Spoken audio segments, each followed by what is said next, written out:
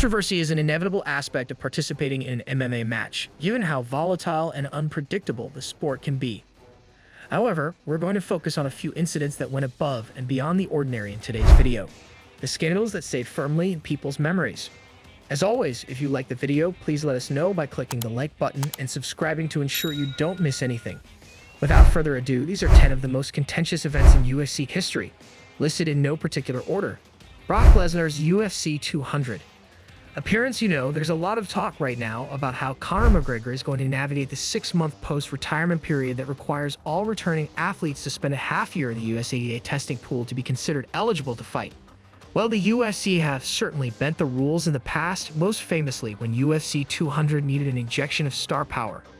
After Jon Jones' Daniel Cormier 2 and Conor McGregor's Nate Diaz 2 fell apart ahead of the landmark show, Dana and his team basically worked out an exemption for Brock Lesnar that would allow him to make a quick return to MMA without the waiting period.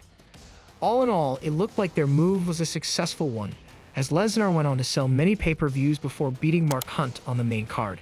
Unfortunately, the moment was tarnished when it emerged that Brock had failed his post-fight drug test.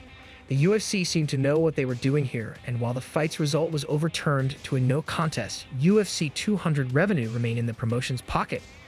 Towelgate. Daniel Cormier might not be known as a dirty fighter per se, but his antics at the UFC 210 pre-fight weigh-in were most certainly suspicious to say the least. In fact, DC in recent years has all but admitted to doctoring the results of his weigh-ins prior to taking on Anthony Johnson in 2017. So what happened? Well, at first it didn't look as though Cormier was going to make weight, but on the second attempt, out of nowhere, he suddenly burned off the necessary pounds. Of course, fans quickly noticed that he had been leaning on the towel used to preserve his modesty, and so the infamous Towelgate was born. Dillashaw's return. Say what you want about Dillashaw, but that man is one of the most competitive people to ever set foot in an MMA cage. He's so competitive, in fact, that it's actually caused him to be a bit irresponsible at times. He bit off a bit more than he could chew in trying to cut down to 125 pounds and take Henry Cejudo's title, even using EPO, an illegal performance enhancer, to help him. And when his shoulder was basically hanging on by a thread after his camp to take on Aljamain Sterling for bantamweight gold, he still took the fight, refusing to pull out, banking on the minuscule chance that he might just win. So when T's shoulder gave out early, the fight boiled down to a massive waste of time for the fans for Sterling, and a career-ending injury for Dillashaw himself. This was a waste of everyone's time. Yes. Should this fight have even happened at all? No, it shouldn't have. I completely blew my shoulder out the end of April. Probably dislocated a good 20 times throughout training camp. Were you aware that TJ Dillashaw had that shoulder injury leading up to the fight? I had no idea.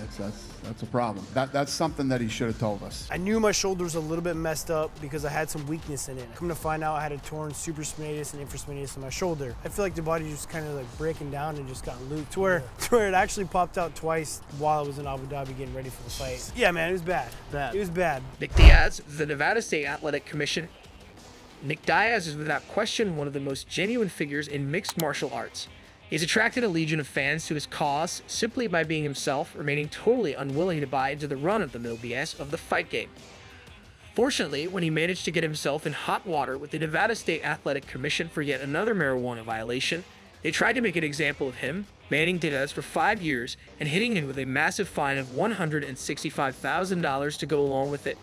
Make a motion for then a 5-year suspension of this athlete, that he be financially penalized to the amount of 33% of his purse, which was $500,000. Is that correct, Mr. Eccles? This commission and everybody, they've done everything they can to keep me from being all the way on top. I wanted to, just get up and tell them all, like, look, you guys are way the out of line. You guys have been trying to hold me down from day one. They can't beat me in a fight, so they pull me into their dork court, and then they're like, try to take all my money, and then just decide to point the finger at me like I'm the bad guy. They know it's wrong. This was an insane punishment for a guy who had never tested positive for PEDs. In fact, most people who do test positive for PEDs wouldn't get a ban or fine anywhere near this. Relocation of UFC 232. Dana White's hypocrisy can occasionally show itself. And if there's money on the table or a bankable star in trouble, you better believe that he's going to do anything in his power to ensure they can continue promoting them, even if it means rubbing some people the wrong way.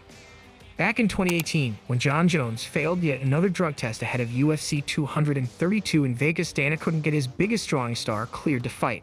Informed earlier this week by the United States Anti-Doping Agency, a urine sample collected from Jon Jones tested positive for a very, very small amount of a long-term metabolite. We took this information to the Nevada State Athletic Commission, and while I think they understood the issue, partly because the Christmas holiday here didn't feel they had the time to fully vet this issue. So what did he do, Will, just days out from this massive event? White basically screwed over the fans by moving the show from Vegas to California, messing up everyone's accommodation and travel plans just so he could keep Jon Jones on the card. Dana, as I've been told, you have an update on the card this weekend scheduled for Las Vegas. We're moving it from Las Vegas to the Forum in LA. There's not enough time for Nevada to do this, so we're moving the event to California, where that commission has already dealt with Jon Jones. What about the other fighters on the card, Dana? How are they impacted by this? By no fault of their own, they're going to have to move their camp and their final preparations to Los Angeles, which is at best a 4-hour drive. Well, we'll take care of that. We're going to make the transition as smooth as we possibly can. Charles Oliveira is stripped of his title. On fight week, the final word from the scales is law. And though something was clearly off about the scales during the build-up to Charles Oliveira's title defense against Justin Gaethje, this scandal rocked the lightweight division to its core. Several fighters on the card hit numbers on the official scale that did not match their reading backstage. And so when the defending lightweight champion Charles Oliveira missed weight by a fraction of a pound, it was clear that something was up.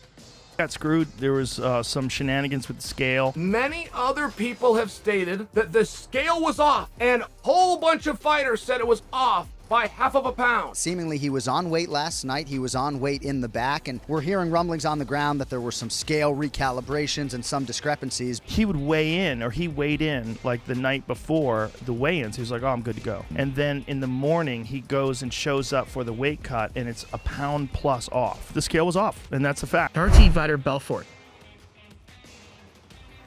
There have been a lot of PED controversies in MMA history, and there are still many fighters in the UFC that are no doubt bending the rules. But the most public example of PED being tolerated came when the fearsome Vitor Belfort was granted an exception from the ban on TRT.